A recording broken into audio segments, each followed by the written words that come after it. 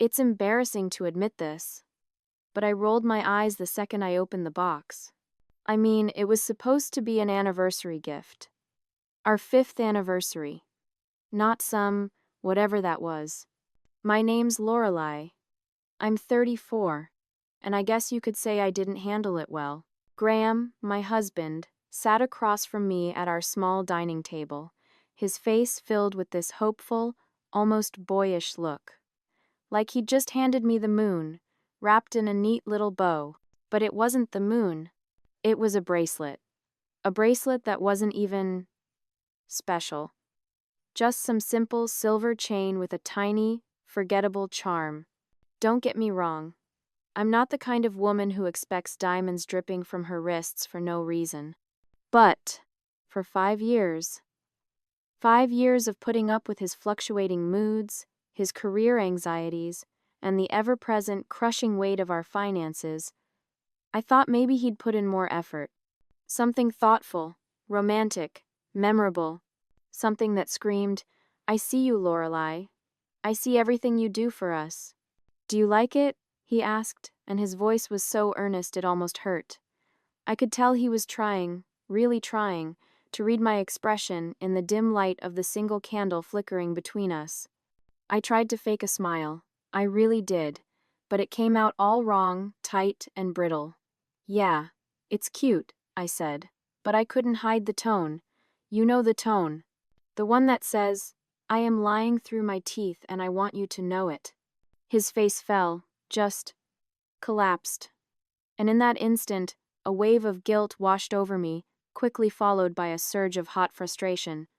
I didn't want to ruin the moment, not really. But at the same time, I couldn't help thinking, why does he always do this? Graham knows I like nice things. It's not like I'm subtle about it. For months, I'd been dropping hints, leaving my laptop open to the web page, mentioning it in passing about this beautiful, delicate gold necklace I saw online. And instead, I get a bracelet that looks like it came from a mall kiosk. I know how this sounds. I do. But here's the thing you have to understand. Graham and we've been through a lot this year. Money has been impossibly tight ever since his hours got cut at the firm. I've been picking up extra shifts, taking on freelance work I hate, doing everything I can to keep us afloat. I've even skipped my last 2 salon appointments to save a little extra. And for me, that's a big deal. I take pride in how I look. It's my armor. So yeah, maybe I was hoping for something that showed he appreciates all I've been doing. Acknowledges my sacrifices. Is that so wrong? I placed the bracelet back in its cheap-feeling box and set it on the table between us. "Thanks," I said, my voice flat, but the damage was already done. Graham let out a sigh. It was a sound I knew well, half frustration, half utter defeat. "You don't like it," he said. It wasn't a question. I crossed my arms, a wall going up. "It's not that I don't like it, I just thought, I don't know, maybe you'd put a little more thought into it." "Lorelei, we're broke," he snapped, and for a second I was stunned. He almost never raises his voice at me. "I can't exactly go all out right now. I thought this was something you'd actually wear." "That's not the point," I shot back, my own voice rising. "It's not about the money, Graham. It's about the effort. You didn't even ask me what I wanted." His jaw tightened. I could see the muscle flexing in his cheek. "Effort? Are you serious right now? Do you have any idea how many extra hours I work just to afford something halfway decent for you?" "Halfway decent is right," I muttered under my breath. And that's when it really blew up. "You know what, Lorelei?" His voice was sharp now, cutting through me in a way that made my chest tighten. "I can't win with you. No matter what I do, it's never enough. You're always focused on what you don't have instead of what you do." "Mon." I stood up from the table, my chair scraping harshly against the floor. "Maybe if you stepped up for once, I wouldn't have to point out what's missing." The words hit a nerve. I knew it the second they left my mouth, but I was too fired up, too full of righteous anger to care. Graham's face hardened. He leaned back in his chair, looking at me like I was a complete stranger. "Step up?" he said slowly, the words low and dangerous. I've been doing everything I can to keep us afloat, Lorelai. Meanwhile, all you care about is whether or not I can keep you happy. God forbid you actually care about me for once. That shut me up. For a second, I just stood there, staring at him, completely caught off guard. He'd never said anything like that to me before. Sure, we'd argued. Plenty of times, but this felt different. It felt final. Like something essential between us had just cracked, and there was no putting it back together. I didn't know what to say, so I just turned, stormed off to the bedroom, and slammed the door behind me. A part of me, the part that still remembered the man who used to chase me down the hall to kiss me after a fight, expected him to follow, to apologize, to make things right like he usually did. But he didn't. He stayed in the kitchen. I could hear him clearing the dishes, his movements loud and deliberate. Each clink of a plate felt like a judgment. I flopped down on the bed and stared at the ceiling, my heart racing. I felt angry and guilty and confused, all at once. I wanted to be mad at him for ruining our anniversary. But deep down I couldn't shake the feeling that, maybe I'd gone too far. Then again, wasn't it his fault for not understanding what I needed? I thought about everything I'd sacrificed for him. The men I could have been with. Men with stable careers, with family money. Men who could actually provide the life I wanted, the life I deserved. But no, I chose Graham. And for what? A cheap bracelet and an argument that left me feeling more alone than ever. Lying there in the dark, I started to wonder if we'd finally hit the point of no return. I didn't sleep much that night. Graham never came to bed. When I woke up in the morning, the sun streaming weakly through the blinds, he was already gone. His side of the bed was untouched, cold. The kitchen was eerily quiet when I went to grab some coffee. The bracelet was still sitting on the table where I'd left it, its little charm catching the morning light like it was mocking me. I ignored it and grabbed my phone instead. My fingers trembled slightly as I texted him.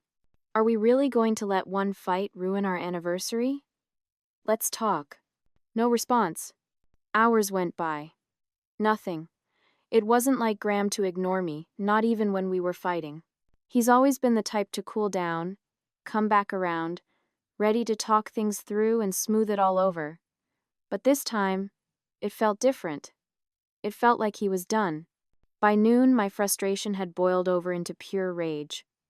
I started replaying everything from last night in my head, twisting it around, polishing the narrative until I was the perfect, blameless victim. How could he just walk out like that? On our anniversary, no less? Who does that? Sure, I wasn't exactly graceful about the gift, but was that really enough to just leave? I called my best friend, Quinn, because I needed someone to back me up. I needed validation. She picked up on the second ring. What's wrong? She asked, her voice full of concern. I didn't hold back.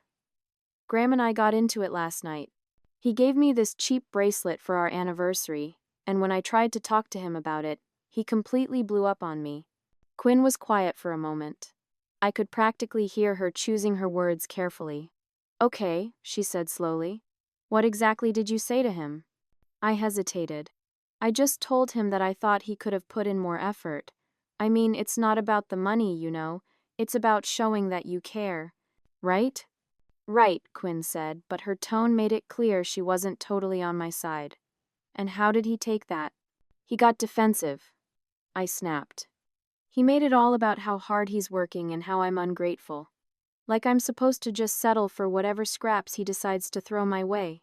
It's not fair, Quinn. I do so much for him, and I don't ask for much in return.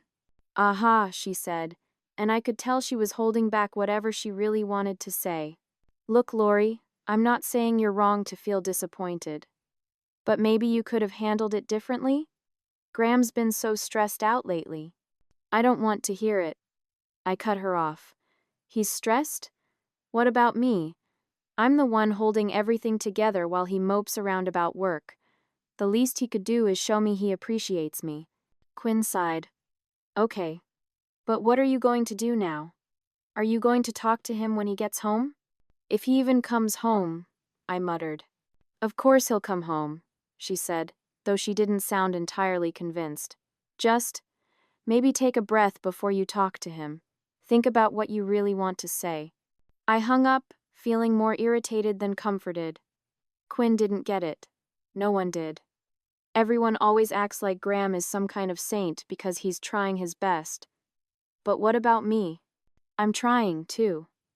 I've sacrificed so much to keep our lives running smoothly, and no one ever gives me credit for that. By late afternoon, I still hadn't heard from him. My anxiety started to creep in, a cold dread coiling in my stomach, but I buried it under another layer of anger. I decided that if he wasn't going to come to me, I'd go to him. I drove to his office, a small insurance agency downtown where he's been working since college. When I got there, his car wasn't in the parking lot. I called him again. Straight to voicemail. That's when it hit me. He wasn't at work, he wasn't anywhere. I drove home in a daze, my mind racing with possibilities. Was he at a friend's house? A bar? Somewhere else? The thought of him being somewhere else made my stomach churn, but I shoved it aside. Graham wasn't like that. He wasn't the type to cheat or run away. At least, I didn't think he was. When I pulled onto our street, my heart leaped. His car was in the driveway. Relief flooded through me for a split second before it was replaced by a fresh, potent wave of anger. I stormed into the house, ready to confront him, ready for the fight I'd been rehearsing all day. But when I walked into the living room, the words caught in my throat. Graham was sitting on the couch, his head in his hands, looking more defeated than I had ever seen him. He didn't even look up when I came in. "Where the hell have you been?" I demanded, slamming my bag onto the coffee table. He finally looked up. His eyes were bloodshot and tired. "I needed some time to think," he said, his voice flat. "Think about what?" I shot back. "How to avoid your wife. How to make me feel like crap on our anniversary." Graham shook his head, a bitter, humorless smile tugging at his lips. "You just don't get it, do you, Lorelei? This isn't about the bracelet. It's not about the anniversary. It's about us." He paused, and his next words hung in the air like a death sentence. "We're not working anymore." "Oh." His words hit me like a physical punch to the gut. "What are you talking about? Of course we're working. We've been through worse fights than this." "Have we?" he said, his voice low and tired, "because it doesn't feel like it. It feels like no matter what I do, it's never enough for you. I try to show you I care, but you don't want that. You want someone who can give you the world? And I'm not that guy. I never have been." I opened my mouth to argue, to defend myself, but nothing came out. Because deep down, in a place I refused to look at, I knew he was right. I did want more than he could give, more than he'd ever be able to give. But wasn't that his problem, not mine? "I just need you to try harder," I said finally, my voice trembling. Graham laughed. It wasn't a happy sound. It was bitter and cold and full of years of disappointment. "Try harder? I've been trying for years, Lorelei. And all I get in return is you looking at me like I'm a disappointment." "Oh. Maybe if you weren't such a disappointment, I wouldn't have to," I shouted, the words tearing out of me before I could stop them. His face went blank. And in that moment, I knew. I'd crossed a line. A final, unbreakable line. He stood up, his movements slow and deliberate. He grabbed his keys from the bowl by the door and looked at me with an expression I'll never forget. It wasn't anger. It wasn't sadness. It was resignation. "I'll be back for my stuff," he said quietly, and then he was gone. When Graham walked out that door, I stood there in stunned silence. The nerve, the absolute nerve of him to leave me like that, as if I was the problem. But the shock didn't last long. It quickly curdled into a white-hot rage. How dare he act like I'm the one who's been dragging this marriage down? After everything I've put up with, his moods, his failures, the constant worry about money. I spent the rest of the evening pacing the house, my thoughts spiraling out of control. He hadn't come home yet, and the longer he stayed away, the more furious I got. I started thinking about all the times I'd let him off the hook, all the excuses I'd made for him to our friends, to my family. And this is how he repays me? running off like some drama queen just because I told the truth? But underneath the anger, something else was creeping in. A cold, slithering panic. Graham might be broke, but if he wanted to divorce me, I'd be screwed. I'm not blind to how these things work. If we split up, I wouldn't get much. He doesn't have a lot of money. No hidden savings account, no family trust to fall back on. The thought of trying to survive on my own, paying all the bills, working some dead-end job just to keep a roof over my head, it made my stomach turn. And the idea of being single again, it was even worse. It's not like I'm 22 and can just bounce back from a failed marriage with a fresh start. I'm 34, and while I still look good, I've made damn sure of that. I know how the world works. It's harder to find someone new at my age, especially someone who can give me the life I deserve. No, getting divorced wasn't an option. Not for me. I needed a plan, and I needed it fast. If Graham thought he could just walk out and leave me hanging, he had another thing coming. He wasn't going anywhere, not if I had anything to say about it. By the next morning, I had my game face on. I decided to play the part of the remorseful wife, just long enough to get him back under my control. I wasn't really sorry, of course. Why should I be? He's the one who started all of this by being so weak, so pathetic. But I knew Graham. I knew his soft spots. He'd fall for it. He always does. I waited until he came home, which wasn't until late afternoon. He looked exhausted, like he hadn't slept all night. His clothes were wrinkled, and there was a tension in his shoulders that told me he was on the verge of snapping. Good. That meant he was vulnerable. As soon as he walked through the door, I softened my expression, making sure to look just the right amount of hurt and regretful. "Graham," I said quietly, stepping toward him. Can we talk?" He looked at me wearily, like he wasn't sure whether to stay or run. "What is there to talk about?" he asked, his voice flat. I feel awful about the way things went down," I said, keeping my tone low and shaky. "I didn't mean to hurt you. I was just overwhelmed, and I took it out on you. I'm so sorry." Graham blinked, clearly caught off guard. "You're sorry?" he repeated, like he didn't quite believe the words. "Yes," I said, forcing a sincerity I didn't feel. "I know I've been hard on you lately, and that's not fair. I love you, Graham. I don't want us to fall apart over one fight. Please, can we just start over?" I reached out to touch his arm, and for a moment, I thought it was working. He looked at me, his eyes searching mine, like he wanted to believe me, like he wanted to forgive me and put it all behind us. But then his expression hardened. He pulled his arm away. "You don't mean that," he said, his voice cold. "You're just saying what you think I want to hear." That caught me off guard. Usually, Graham would have caved by now. He's always been too soft for his own good. But this time, he wasn't buying it. "What are you talking about?" I asked, trying to sound hurt. "Of course I mean it." He shook his head, a sad, knowing look in his eyes. "No, you don't. You're not sorry, Lorelei. You've never been sorry for the things you say. You're just sorry you have to deal with the consequences." My heart started pounding, but I kept my face a neutral mask. "That's not true," I said, my voice trembling just enough to sound convincing. "I love you, Graham. I'm trying to fix this." "Are you?" he shot back. "Because it feels like all you care about is yourself. You don't respect me, Lorelei.